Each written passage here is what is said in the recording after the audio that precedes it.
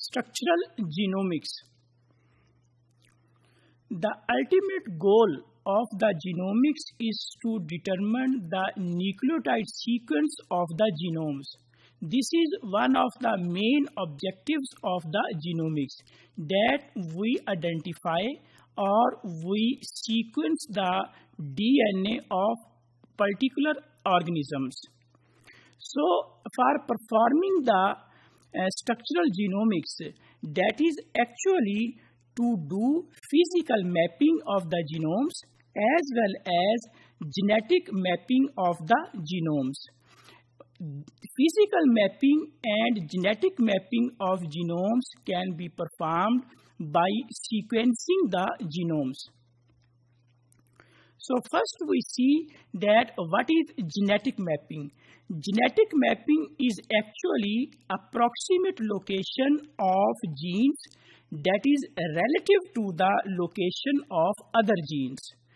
This identification or the location of genes with reference to other genes is based on the rates of the recombinations, or in other words it is called as recombination frequencies. So genetic mapping is performed with the help of recombination frequencies.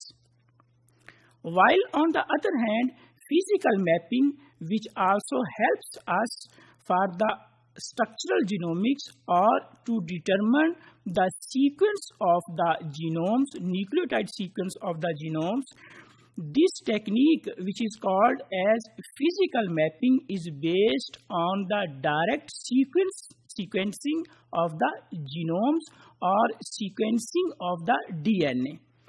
So, physical mapping actually places the genes on the sequence of the DNA, and usually the physical mapping is measured either in base pair or in kilobase pair, and sometimes in form of a million base pair or mega base pair.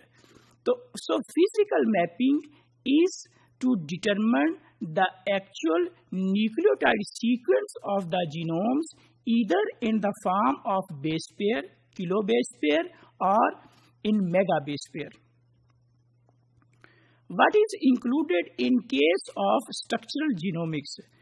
When we study structural genomics, in fact, we are studying the distinct components of the genomes, abundance and complexity of the messenger RNA, genome sequences, number of genes of particular genome, coding and non-coding sequences which are present on that genome.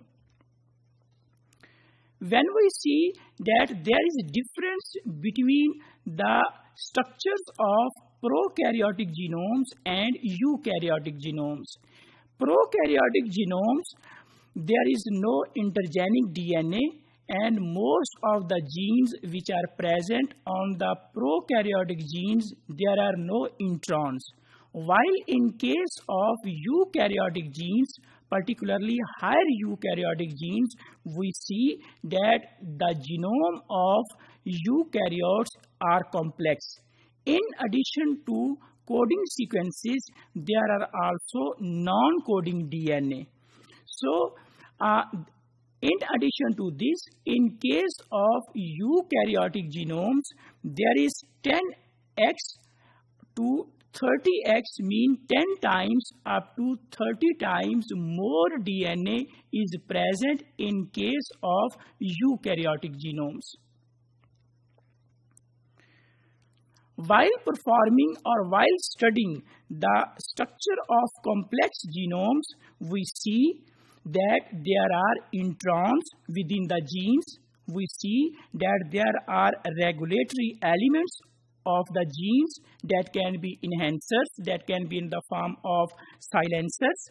There can be multiple copies of gene including pseudogenes. There can be intergenic sequences as well as interspersed repeats. So these are all characteristics of eukaryotic genomes, and in case of most of the prokaryotic genomes, we do not see that there are introns in the genes, and most of the prokaryotic genomes, we do not see that there is intergenic DNA as well as interspersed repeats are present in those genomes. In case of structural genomics, means we have to identify the nucleotide sequence of the genomes. Here is the DNA or the genome which is present in the cell.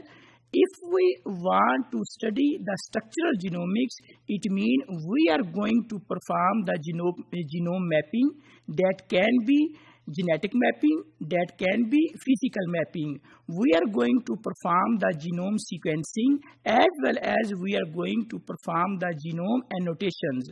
So when we perform genome mapping, genome sequencing or genome annotations, these are the techniques which are actually used to study the structure of the genomes, or it is called as structural genomics.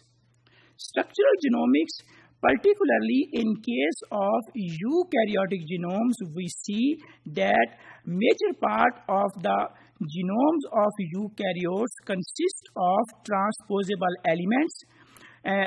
Transposable elements can be classified into 4 different families. They are called as lines, mean long interspersed nuclear elements, signs, short interspersed nuclear elements, LTR, long terminal repeats, as well as DNA transposons.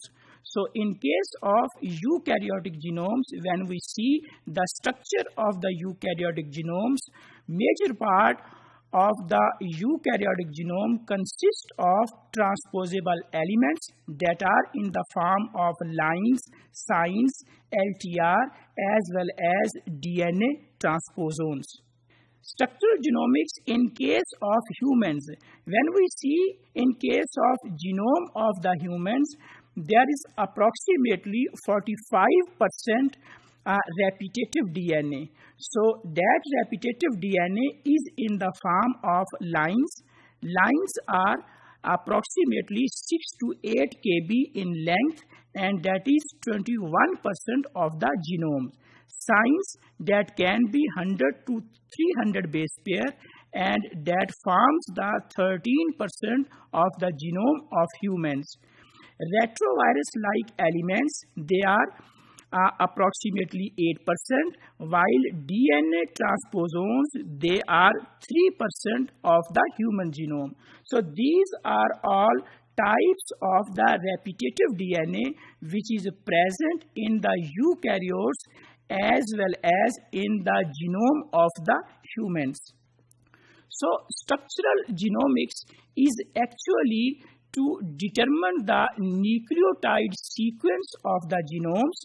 Structural genomics is also to perform the physical mapping of the genomes as well as genetic mapping of the genomes.